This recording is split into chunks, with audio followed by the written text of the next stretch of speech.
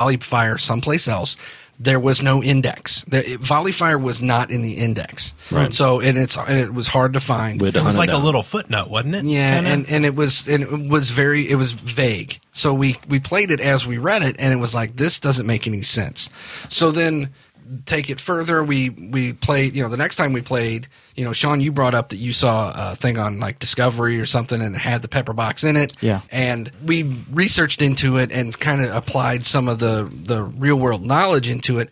And it was like, well, this doesn't make sense. A pepper box is you pull the trigger, one trigger, and however many barrels you have loaded, that's how many fire. There is no one shot or 8 shots or whatever.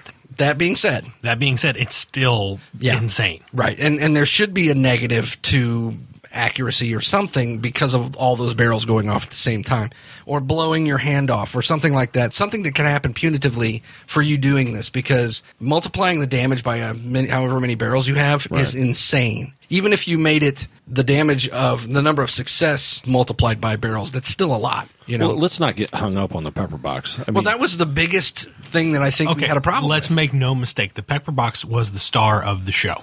It definitely turned the tide on a lot of the fights. Every fight. And it wasn't your fault, Jason. It was No.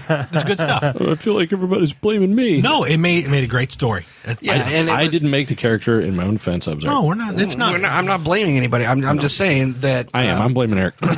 Okay. Well, anyway, one of the highlights of the final episode was when Reggie fired off the pepper box the last time and fell off the fire escape. That's good. I like personally whenever he did it and wasted a whole bunch of halflings. Self-hatred. Okay, so pepper box aside. Okay. I thought the black dice were unnecessarily cumbersome. Okay.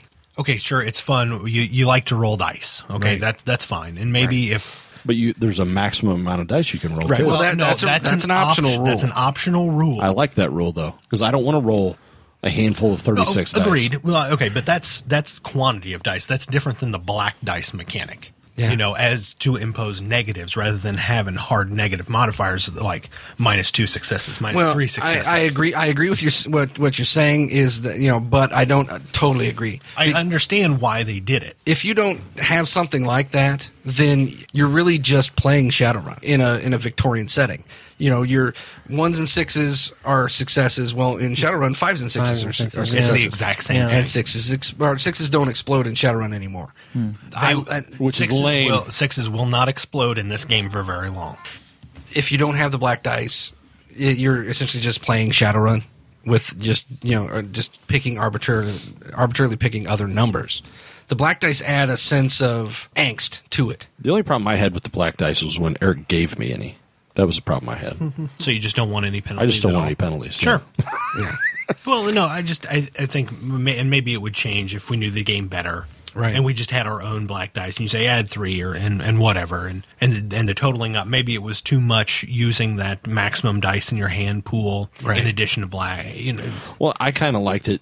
I mean, normally you're trying to get successes, and that's an instant success. It's automatically factored in that you have to get so many successes to overcome how difficult the challenge is. Right. And when you give me dice and say roll these dice, there's a chance that I'm not going to have. There's going to be no penalty. Right. But I'm going to roll well enough to overcome that. And that did happen a couple times. You would give me black dice, and I didn't get anything on those black dice. Sure. There was a couple times where the black dice hammered me, you know.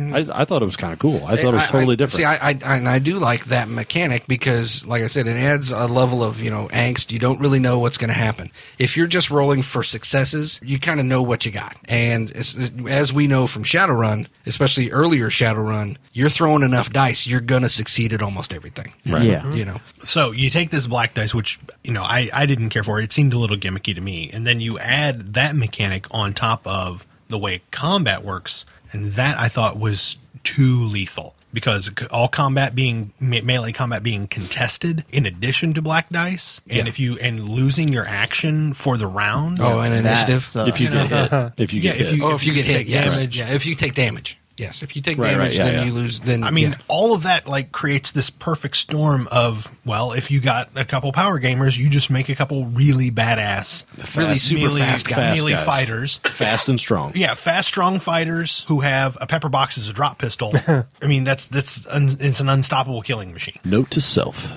fast, strong pepper box. Well, that's Steampunk's Shadowrun then, because Shadowrun, not the current edition, but the one before it was just as bad. You just had to make the most tweaked out, fastest character you could, and you would get like 2 or 3 attacks before anyone else even breathed. Oh yeah, that was crazy. I'd love to see the next time we play Shadowrun that everybody starts with 0 cyberware. Everybody start clean. Everybody starts clean, baseline, I thought that we had talked about doing the exact opposite and actually playing like Cyber zombies. complete fat jobs. No, well into their careers established. like prime awesome. numbers. Yeah, we've never done that.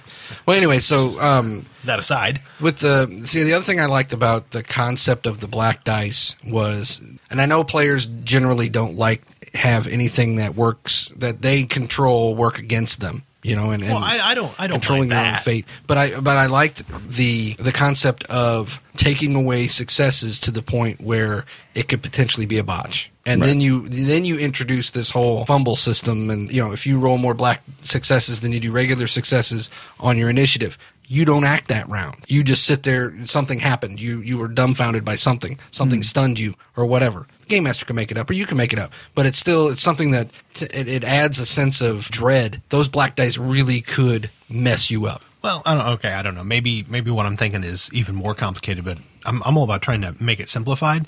So you could effectively do away with black dice. You could have 1s and 2s cancel out any 5s and 6s, and effectively it's the exact same thing. But I understand what you're saying, but that's what I mean? also White Wolf. Then you're talking White Wolf. 1s, cancels, and successes. Okay.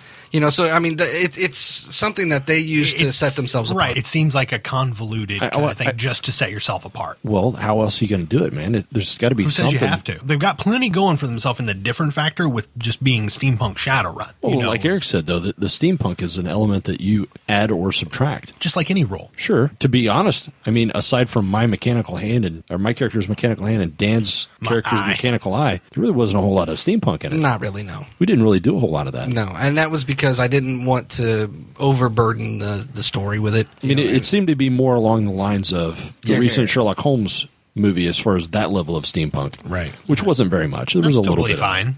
I don't think it's easy to come up with a new game system. I mean, you're either going to be D20, which then everyone will instantly assume it's based on D&D, or if it's percentage based, there's a bunch of those. Yeah, if you're limiting yourself to using dice as your So random you're mechanic. So yes, everything is a gimmick. So what after that. they should have done was gone with 12-siders during the game. Well, that would be just a gimmick too, and then that's what it's just. Yeah, I mean, Like Warhammer's doing their funky dice. That's What's that's, their- that's a very gimmick. What's That's why I their say funky it just seemed all of these for all games to me just seem a little well, unnecessary. when you hold. know? We've gotten to the point where sometimes things seem complicated just for complication's sake. But when you hold everything up to the mirror of True 20, everything is going to seem complicated. And we all know that we all really like the True 20 system because it's clean and it's easy. So now, if you look at something And it's all in that reflection, yeah, it's going to look like it's And True 20, complicated. True 20 is also something that's descended from something that we've played for many, many years. Right. So now the black dice mechanic and things like that aside, the rest of the game itself. I loved initiative. Initiative, yes. Well, you mean the announcing your intentions? I like that. I too. like that it refreshes every round. Right. I like that. I like the use of announcing intentions. That makes the round feel fast. I know that like in D&D, a round is supposed to be like 6 seconds, but it feels like forever. Whereas in this game, it felt fast, the way it was intended. The combat went incredibly fast, I thought, compared to most That's games like because this it was that we play. mean. Well, it was the pepper vicious. box Absolutely. rounds. You know what, though? Talking about the lethality of it, if we didn't play with armor, it would be a lot more... It would be even worse. Even worse. Because, I I don't mean, think you guys essentially, you got hurt a couple of times, but you really didn't get hurt that much. No. I don't By think the I things that took you any fought. damage at all. It's because you were hiding in the coach most of the time. Whatever. So, yes, I was because standing behind the pepper box. Was he hiding under the coach? Under the coach. Under the coach. I liked, talking about combat, I liked the way that your net successes became automatic damage successes. I liked that. That kind of stuff I like because that streamlines the process. It streamlines the process, and it makes it a little bit more realistic because somebody who's a dead-eye shot with a gun is going to be so accurate, they're going to hit you in a more vital spot. It's instant results rather than having to then pick up dice and roll again. And roll damage. You just add it to. And that added to the rule of 10 optional rule, which is what we were talking about, where you can have a maximum of 10 dice in your hand. Any 2 above that becomes an automatic success. That streamlines the process too. And black dice count. And black dice count for your hand. The thing I don't truly understand about that, if you were going to use that rule, because according to the levels of difficulty and number of black dice you would have, something that's considered near impossible is like 20 black dice. Well, then that's 5 automatic black successes, and all you're rolling is black dice. Because then your other, unless you did it the other way around and had however many regular dice, and then your black dice just counted up as automatic successes, then you'd have to keep rolling 6s to overcome it. My brain hurts now. Yeah, it's really you almost can't use that rule if you're trying to do near impossible things. But it should be, if it's near impossible, you shouldn't succeed. Right. Yeah. So that was the only one that kind of seemed kind of wonky to me about the whole. Well, that's probably something we'd need to keep playing the game to figure. We'd have to iron that out. Well, I think we need to preface all of this with if we were playing it right. Right. And absolutely we were. I mean, there's things that we were obviously doing incorrectly. Right. And which is the whole point of playing a new game is you got to keep playing it and figure it out. Exactly. But all of it, I mean, at no point in time was it ever not fun. Oh, no, we had a blast. The combat was fun because it did feel fast. Mm-hmm. The role-playing aspect was fun because the setting just kind of lends itself to being these larger-than-life kind of characters. Right, and you could kind of inject yourself from, we like, Guy Ritchie movies, and we like, Sherlock Holmes and things like that. So, you could inject some of that into your... It's unfortunate that we do not have the Anglophile with us tonight, Mark. Yes. Because I think he enjoyed it probably more than anyone. Well, and something that he said to me about it, he was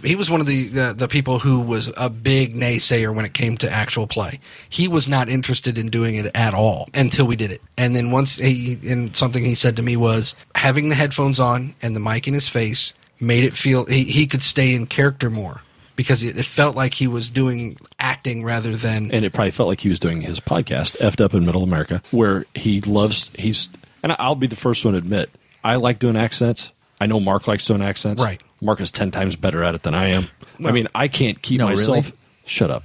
You can't do it. You didn't even try to do an accent. I don't do accents. Okay. Well, I mean, I was going in and out of Scottish and Irish and Cockneyed and a little bit of everything. Just offending all kinds of people. So Equal I mean, opportunity Mark can do it and stay in that same accent, and Right. at least I think he sounds good. I mean, I'm sure a Brit will tell you, hey, he sound like shit, but I probably wouldn't say it like that, though. he sound like shite.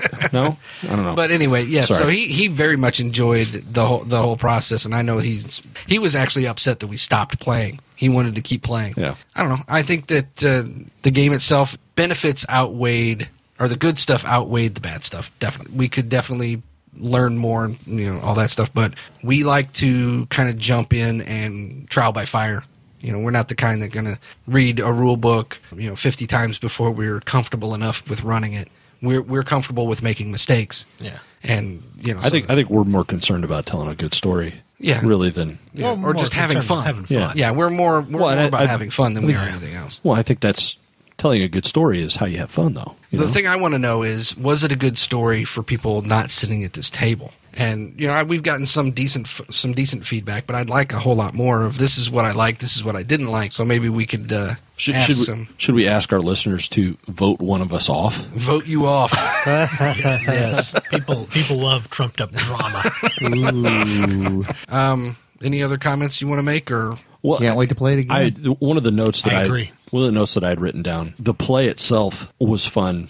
I think a lot of it had to do with the fact that we were using the mics and the headphones. Right. It did help me to stay focused, which I have a hard time doing. One of the things that came to me was, normally people who aren't at this table, normally we sit at a large conference table that has what is this surface? It's basically a whiteboard. A whiteboard attached to the top of it. So we can draw on the whiteboard, we can draw maps and things like that. That's our normal setup. Well, we couldn't do that on mic. And so I intentionally tried to be more visual with my words, if that makes any sense. You know, try to describe things a little bit more than I would if I were just drawing it out and say, this is what you see or this is what it looks like. Yeah. Because you can't do that on an audio podcast. So I tried to be a little bit more descriptive. And I think I don't know if it translated well or not, but it was something that I was more focused on. And it felt to me more like when we used to play in the old days when we didn't have this stuff. Right. You know, I honestly, and I'm glad you pointed that out because it never occurred to me. We have gotten so accustomed to using miniatures and